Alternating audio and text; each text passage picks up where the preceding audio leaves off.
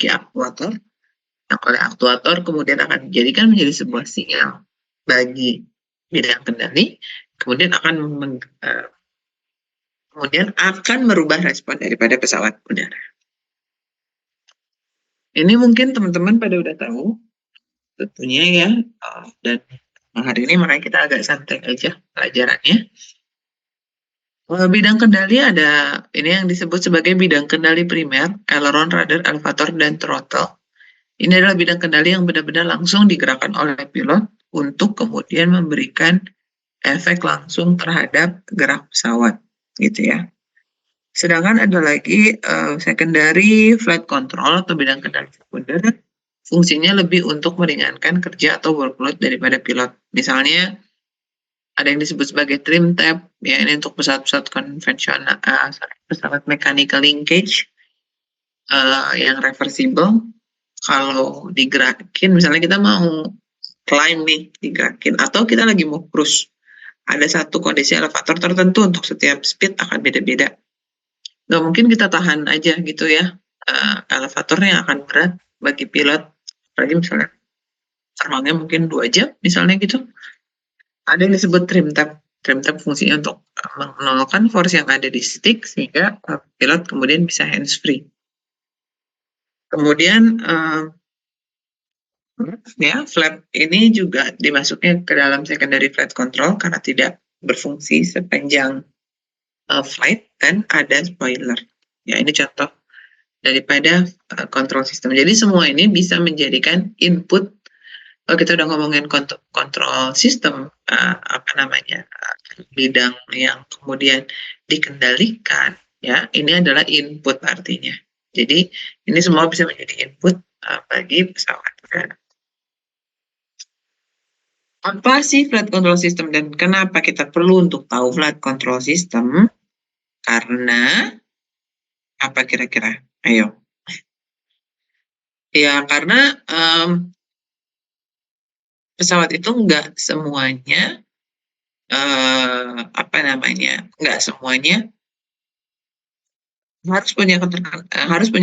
harus bisa disetimbangkan, tapi nggak semuanya punya keterkendalian yang bagus. Apalagi kalau kita lihat pesawat sekarang ya, keterkendalian itu tadi kan tergantung dari berat pesawat, dari lokasi center of gravity-nya, dari besarnya sayap, besarnya ekor gitu ya. Dan salah satu hal yang membuat pesawat ini menjadi stabil ya adalah besarnya ekor. Karena ekor ini yang kemudian akan menjadi balance, memberikan momen yang berkebalikan dengan apa yang terjadi di pesawat pada umumnya. Dan kalau kita lihat, pasti kalau kita bikin pesawat karena dia akan terbang melawan gaya berat, pasti kita akan bikin pesawat seringan-ringannya. Dan salah satu biasanya yang dicoba menjadi cara untuk membuat lebih ringan adalah dengan membuat semuanya lebih kecil. Tapi wing nggak bisa dong jadi lebih kecil karena itu adalah sumber untuk ngangkat. Jadi mau nggak mau kalau weight-nya bertambah ya wingnya harus tambah gede gitu ya. Biasanya salah satunya yang suka agak sedikit lebih kecil. Jadi kalau teman-teman lihat bandingin pesawat zaman dulu sama zaman sekarang, bisa kita lihat tail-nya itu makin kecil, makin kecil, makin kecil. Ya, artinya sebenarnya pesawat itu semakin tidak stabil, tapi ada automatic flight control system yang dibangun di dalamnya untuk memberikan kestabilan bagi pesawat udara itu sendiri. Ini yang akan dipelajari gitu ya. Nah, beberapa jenis kendali otomatis yang biasanya ada di pesawat udara adalah ini. Ini fungsinya. Jadi mungkin kita nggak akan ya sekarang di akhir mata kuliah ini teman-teman udah bisa jago bikin flight holding system atau stability augmentation system. Tapi setidaknya teman-teman punya gambaran ini tuh kayak apa. Kita mungkin nanti akan coba yang stability augmentation system gitu ya. Sehingga punya gambaran kira-kira, oh maksudnya begini toh. Sehingga nanti ya dengan mudah bisa menggambarkan yang lainnya gitu ya. Kenapa penting sih untuk kita tahu?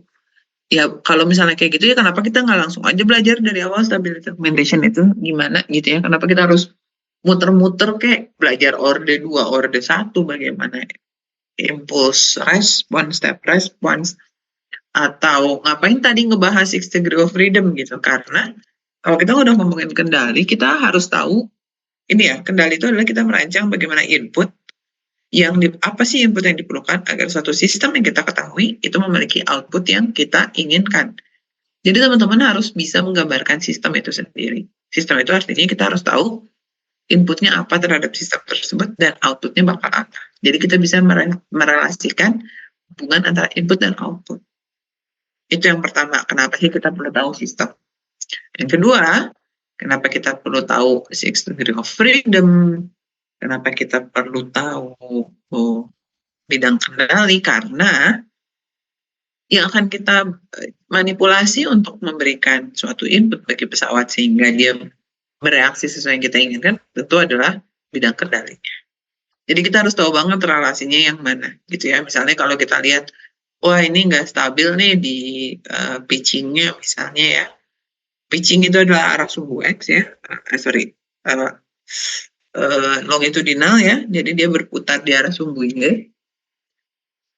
Tapi kemudian kita berikan input terhadap rudder, tentu tidak akan berpengaruh ya, karena kalau kita ngomongin pitching, harusnya inputnya ya elevator. Ya, jadi itu juga alasan kenapa kita harus tahu mana input, mana output, dan bagaimana hubungan di antara keduanya. Oke, jadi ini sekarang kita akan masuk ke beberapa jenis kendali otomatis ya. Tujuannya apa sih saya ngasih sekarang, bukan nanti setelah kita mempelajari pengendalian, supaya teman-teman di sini tuh juga jadi kayak nanti kebayang ketika kita belajar tentang pengendalian itu, nanti aslinya di pesawatnya kayak apa, gitu ya. Ini kayak untuk memberikan apa ya, excitement lah sebelum kita mempelajari jauh ke dalam konseptual matematikanya, karena kendali itu memang agak heavy di matematiknya.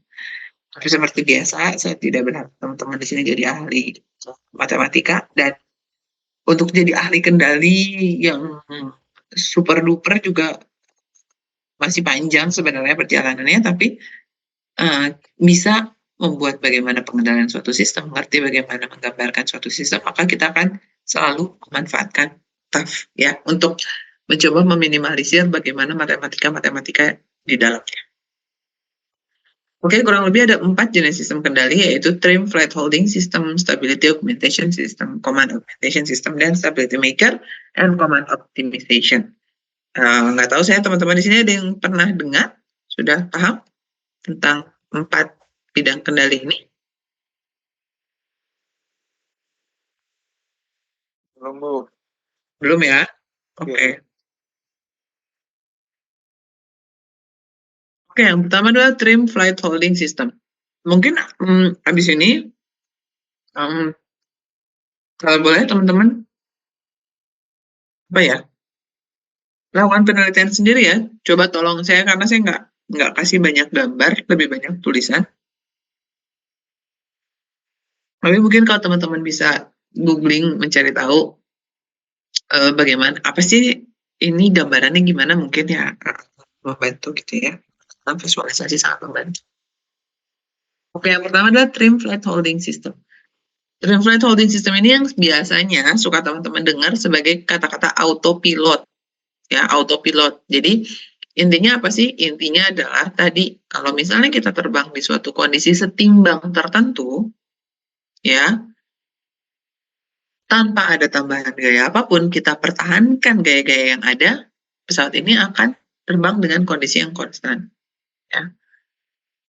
Contohnya apa? Contohnya kalau lagi cruise, biasanya pesawat kan cruise, pesawat komersial apalagi akan cruise dalam waktu yang panjang sekali ya. Ada sih yang mungkin 30 menit atau 1 jam, tapi ada yang bisa belasan jam. Ya. Kan nggak mungkin selama belasan jam itu ya pilot megangin terus gitu si kontrol kendalinya. Maka digunakanlah autopilot biasanya. Autopilot itu biasanya bisa macam-macam ya. Di sini yang kalau kita disebut sebagai Trim Flight Holding System, itu adalah menjaga suatu kondisi tertentu. Apakah kita mau menjaga ketinggiannya, ya, atau gabungan dari semuanya juga bisa. Maksudnya, jadi dia harus tetap nih terbangnya di 10.000 feet. Kalau ada gangguan, misalnya ada angin, yang terpaksa dia turun, dia bisa naik lagi, gitu ya. Dia akan menjaga di sekitar 10.000 feet. Atau speed hold, jadi kecepatannya dijaga konstan. Jadi kecepatannya dibikin ya kecepatan cruise misalnya di set 200 knots, ya 200 knot konstan, gitu ya.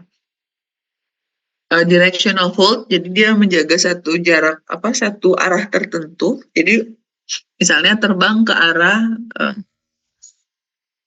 utara terus gitu ya, itu namanya directional hold. Dan flight trajectory hold, ya ini yang bisa kita membuat trajektori terbangnya itu kita jaga gitu ya. Jadi kalau kita ngomongin flight holding system, ini artinya menjaga kondisi yang ada. Apa yang dijaga ya bisa ketinggian, bisa kecepatan, bisa arah, bisa trajektori ya. Bisa trajektori ini juga bisa kan sambil misalnya lagi nurunin ketinggian gitu. Tapi konstan turunnya itu juga bisa gitu ya. Jadi ini bagian pertama ya. Artinya apa? Artinya kalau seperti ini, yang kita set apa? Misalnya kita ngomongin speed hold, ya. Saya punya suatu sistem pesawat, saya punya inputnya saya tahu apa aja, outputnya saya tahu apa aja. Saya mau menjaga kecepatan pesawat tersebut. Kira-kira sensor apa yang kemudian akan saya feedbackkan untuk menjaga kecepatan? Apa coba kira-kira?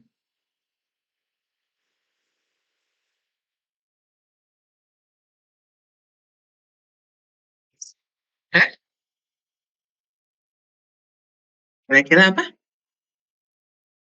Kira-kira sensor kecepatan ya, tentu sensor kecepatan gitu yang di feedbackkan ya. Kita ngeset kecepatannya gitu ya, sensor yang membaca kecepatan ya, feedback mungkin. Ya biasanya diolah lagi sih, tapi ya intinya adalah ya kecepatan yang akan kita feedbackkan. Kemudian apa yang digerakkan? Ya mungkin yang digerakkan adalah elevator, karena itu termasuk bidang longitudinal ya. Nah, yang disebut sebagai autopilot atau trim flight holding system ini adalah suatu sistem yang tidak bekerja terus-menerus. Dia hanya bekerja pada waktu-waktu tertentu, jadi itu di switch on dan switch off kan oleh pilot. Ya, dan untuk autopilot ini kadang-kadang ada overriding control system. Ya, jadi ada suatu kondisi misalnya pilot ditarik gitu sticknya dan ditahan selama 5 detik, itu autopilot otomatis off. Makanya ini disebut sebagai sistem dengan limited authority. Artinya apa? Artinya dia hanya bekerja kalau pilot nyuruh, gitu ya. Dan tadi autopilot baru bisa bekerja kalau pesawatnya punya kestabilan yang baik, dan bisa setimbang, gitu ya. Kestabilan yang baik artinya apa? Artinya tadi kalau kita mau ngejaga kecepatan atau kita mau ngejaga ketinggian, misalnya tiba-tiba ada angin dari bawah yang membuat pesawatnya agak naik ke atas, ya dia bisa kembali lagi ke bawah. Dan itu tadi disebut sebagai kestabilan ya, punya kemampuan untuk kembali ke kondisi awalnya.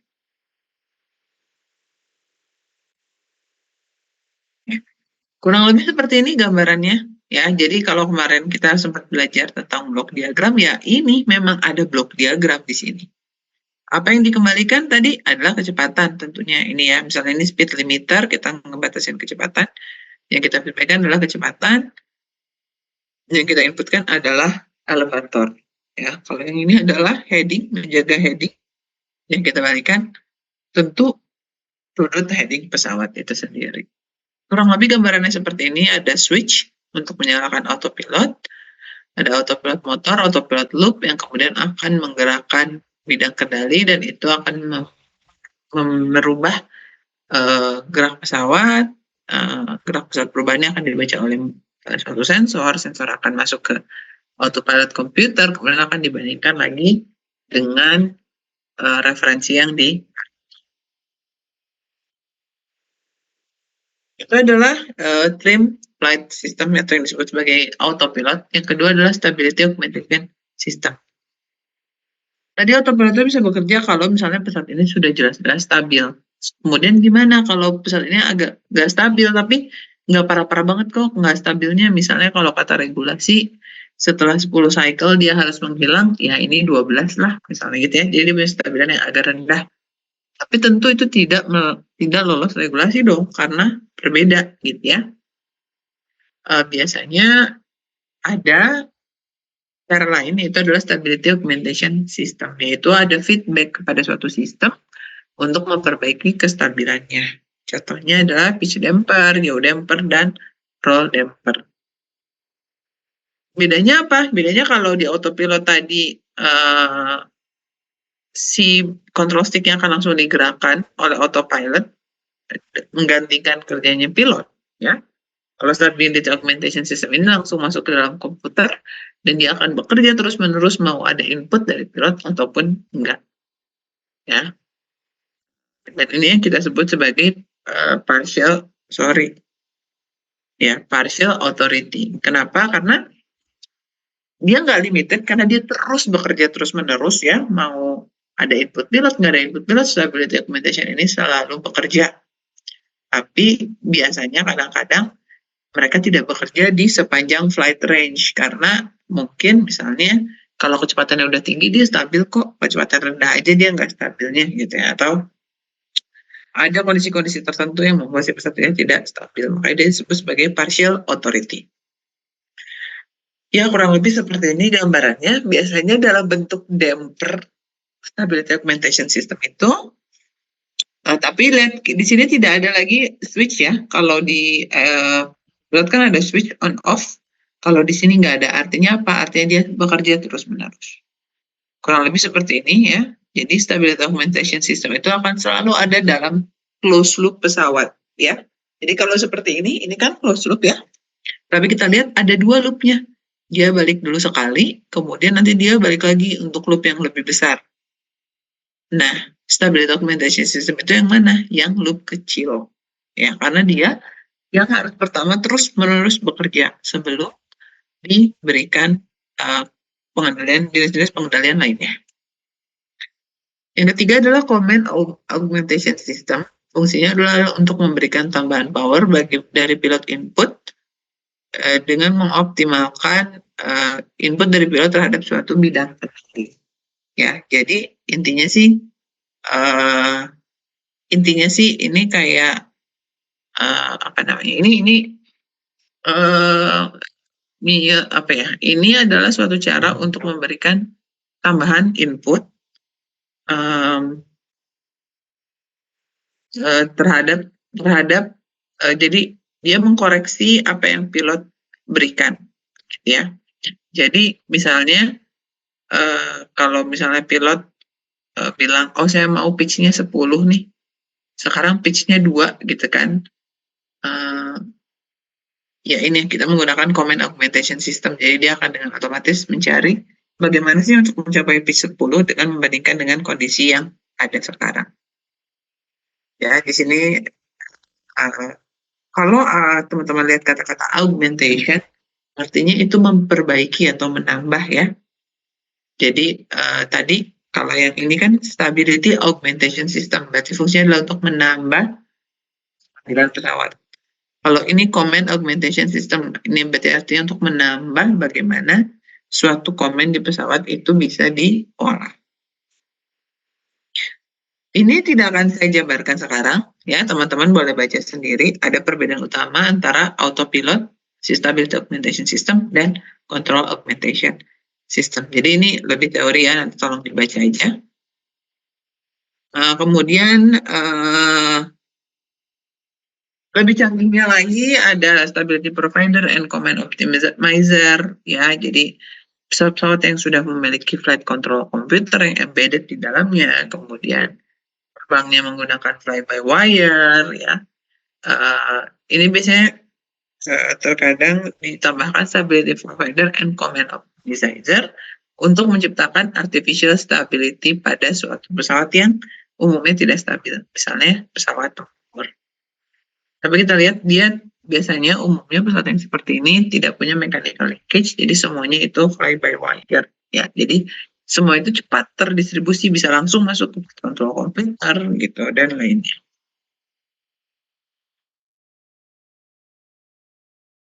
Nah, kalau kita ngomongin flight control computer itu apa sih gitu ya?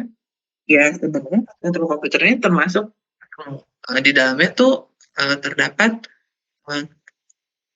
tadi ya pengendali yang ada gitu ya. dan ada control law di dalamnya. Ya, control law itu apa sih? Control law itu adalah jadi nanti mungkin teman-teman akan melihat bagaimana kita mengendalikan suatu pesawat itu akan berbeda pada tergantung kondisi terbangnya. Jadi ada pesawat yang akan stabil pada kondisi 100 knots kecepatan cruise misalnya, tapi dia tidak akan stabil di 50 knots. Tapi regulasi menyatakan dia harus stabil di semuanya, gitu. Nah, itu akan ada yang disebut sebagai control law. Dia yang berusaha melihat, oh kalau gitu berarti ada yang harus dicek dulu nih, kecepatannya 100 baru bisa dipakai apa enggak, gitu ya. Atau kecepatan 50 dipakai atau enggak, gitu ya. Bagaimana kemudian itu dikelompokkan, bagaimana mengoptimisasi dan lainnya itu ada di control law. Nah, beberapa jenis control law itu seperti ini. Dia bisa sesimpel dengan sebuah constant gain. Jadi constant gain ini artinya suatu faktor pengali. Artinya kalau constant gain aja kayak gini, setiap kita masukin 2, keluarnya pasti K kali 2. Dan itu udah pasti gitu. Nilainya terus menerus. Nah, kadang-kadang tadi pesawat ini enggak di setiap kondisi terbang itu harus punya constant gain. Kadang-kadang gainnya harus berubah. Maka kemudian orang membuat jenis lain dari control law yang variable gain atau gain scheduling. Jadi tergantung daripada kecepatannya, dia akan berubah posisinya. Gain yang diberikan akan berubah. Kemudian ada juga robust gain. Robust gain itu dia apa namanya? Ya, dia punya value gain, gainnya gitu ya. Jadi gain itu tadi faktor pengalian, nanti kita akan pelajari minggu depan gimana sih gain ini ditaruh dan sebagainya. Cuman kadang-kadang kalau kita bikin suatu sistem itu nggak selamanya kita ngerti sistem itu seperti apa. Ada kalanya kita nggak paham, nggak yakin. Nah, robust gain ini memasukkan faktor ketidakyakinan kita akan suatu sistem untuk memberikan input bagi input daripada sistem sehingga dia masih mempunyai behavior seperti yang kita inginkan. Kemudian optimal gain itu intinya adalah dia melakukan rekonstruksi dulu sebelum akhirnya diputuskan untuk dimasukkan ke dalam flight control komputer, ke dalam input daripada komputer itu sendiri. Dan yang terakhir adalah adaptive gain. Ya, ini jenis-jenis gain. Itu apa? Gain itu suatu faktor pengali yang sebenarnya dalam teori kendali klasik ya, gain ini yang kita pilih untuk membuat suatu pesawat udara ini behavior-nya seperti yang kita inginkan atau tidak. Oke. Ya, mungkin ini sedikit cerita ya tentang yang terjadi di 737 MAX. Yang terjadi adalah 737 ini menambahkan maneuvering characteristic augmentation system. Jadi, kalau kita udah ngomongin augmented, artinya ada yang kita tambahkan di situ, ya. Tujuannya apa dia pakai MCAS ini atau maneuvering characteristic augmentation system? Ada untuk meningkatkan kestabilan longitudinal dengan menahan angle of attack pada saat agar pesawat tidak stall. Jadi apa yang terjadi di pesawat ini adalah mereka ngeganti engine kan. Dengan ngeganti engine lebih berat dan lebih maju. Kalau nggak salah, pesawat ini jadi punya kecenderungan untuk tidak stabil secara longitudinal. Ya, maka diperbaiki kestabilannya dengan maneuvering characteristic augmentation system atau MCAS. Dan karena mereka tahu MCAS ini hanya perlu di kondisi-kondisi tertentu, nggak semua kondisi, maka kemudian dibuatlah nanti ya tadi seperti schedule gitu, ya, kayak modeling yang schedule gain atau variable gain atau optimal gain. Nah, untuk tahu gimana gainnya, berapa yang harus kita masukin, itu dari mana? Ya itu nanti yang akan kita pelajari di minggu-minggu depan. Makanya kenapa saya berikan sekarang, semoga ini bisa menjadi suatu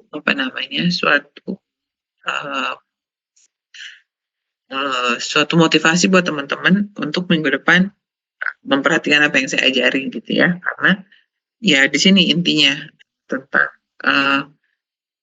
bagaimana kita membuat suatu pengendalian. Jadi kita mau ngomongin autopilotnya di Boeing yang menggunakan MCAS atau apapun, pada dasarnya konsep intinya adalah pengendalian suatu pesawat udara.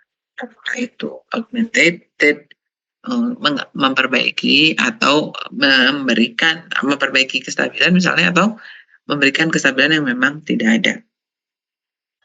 Oke, jadi kurang lebih seperti ini gambarannya ya.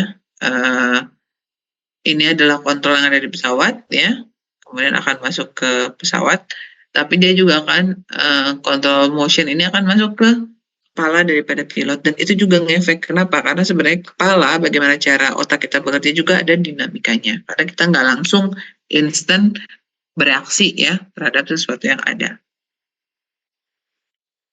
Oke. Nah, dari sini ke belakang, menurut saya ini akan lebih gampang buat teman-teman, bisa dibaca ya, nanti dibaca sendiri aja. Kurang lebih ini menggambarkan mekanisme sistem kendali yang ada di pesawat udara. Jadi kalau tadi adalah jenis-jenis daripada bagaimana kita membuat keterkendalian pada pesawat udara tadi ya, pengendali pesawat udara tadi ada, kita belajar tentang stability augmentation system, autopilot, command augmentation system. Kalau di sini lebih kepada mekanisme bagaimana sistem kendali di pesawat udara itu bekerja. Ya, jadi ada yang mechanical control system yang semuanya masih berupa pulley dan rod gitu ya. Ada yang hidromechanical, ada pulley rodnya tapi dibantu oleh hidrolik. Ada yang sudah fully hidrolik, dan sekarang sudah mulai ke arah opto hidrolik control atau lain-lain. Ini bisa dibaca sama teman-teman semua, ini gampang kok. Jadi nanti tolong dibaca aja ya. Dan ini adalah contoh-contoh daripada sistem autopilot ya tadi. Jadi intinya adalah nanti kita coba, bisa kita coba juga ya, apakah kita memiliki stability augmentation systemnya kalau memang ternyata pesawatnya tidak stabil, atau kita mau mencoba menjaga suatu ketinggian tertentu misalnya dari pesawat yang ada ya. Jadi itu yang akan kita pelajari berikutnya. Dan kenapa semua yang kemarin ini penting untuk tahu sistem itu kayak apa, penting untuk tahu input output di pesawat itu kayak ya. Contohnya jadi SAS kalau inner loop, autopilot jadi outer loopnya. Dan tadi karena kendali ini sangat berhubungan dengan kita tahu sistem pesawatnya dan kita tahu outputnya apa, kita mencoba membuat input, maka kita harus tahu output ini dibaca oleh apa aja dan ada di mana ya. Jadi sensor lokasi dari MU, lokasi dari itu untuk membaca inersia pesawat ya, atau gerak pesawat, atau di mana kita baca kecepatan, di mana kita baca overtake. Itu sangat penting karena mempengaruhi kualitas data yang kemudian kita miliki untuk kemudian mengupdate bagaimana gain modelingnya ya. Ini contoh lagi adalah pitch attitude hold system ya. Jadi ini persis yang kita pelajari ya. Nanti ini ada suatu pitch yang menjadikan referensi, outputnya ini, kemudian dia di referensi dapat dari mana, dari vertical gyro, kemudian akan kita feedback terus-menerus ke dalam pesawat dengan suatu gain tertentu untuk melihat bagaimana. Jadi dia bisa menjaga kondisi pitch enggak gitu ya. Dan ini tadi yang kita nanti akan pelajari di mata kuliah dinamika terbang. Jadi besok, minggu depan, kita sudah mulai masuk seperti ini ya. Makanya tadi hari ini saya bilang ini break dulu karena nggak ada begini-beginian. Dan nanti minggu depan kita akan sudah masuk ke dalam bentuk seperti ini. Oke, sampai situ kira-kira ada yang mau ditanyakan?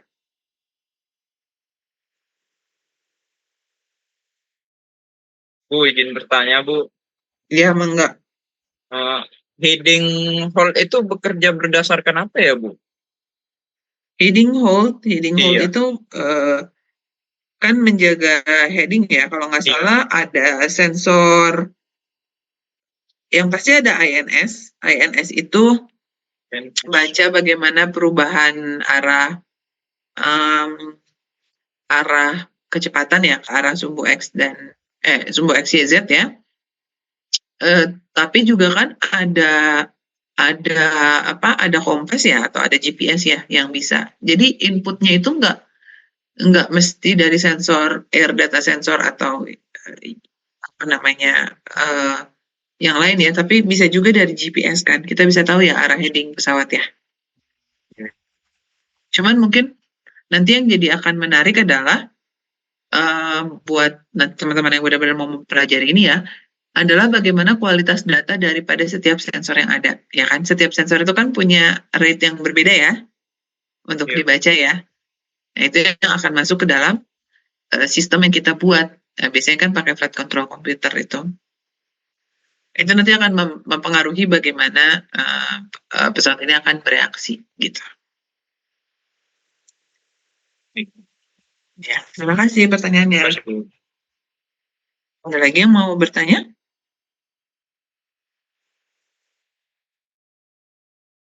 Oke, kalau nggak ada mungkin kita sudahi saja dulu kuliahnya ya. Minggu depan ini masih ada waktu 40 menit mungkin bisa untuk mulai mengerjakan UTS karena nanti UAS-nya agak lumayan lah gitu ya. Menurut saya agak cukup menantang. Kita ketemu lagi minggu depan insya Allah ya. Selamat sore semuanya. Assalamualaikum warahmatullahi wabarakatuh.